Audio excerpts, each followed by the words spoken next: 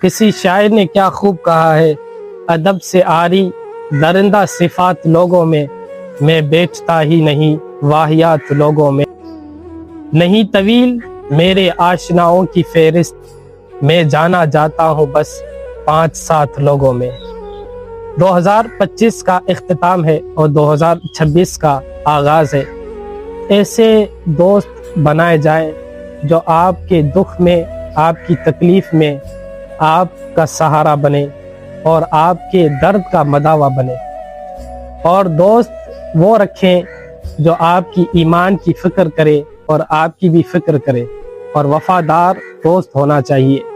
نبی کریم رؤوف رحیم صلی اللہ علیہ وآلہ وسلم نے ارشاد فرمایا کہ آدمی اپنے دوست کے دین پر ہوتا ہے، تو دوستی کا بڑا گہرا تعلق ہوتا ہے۔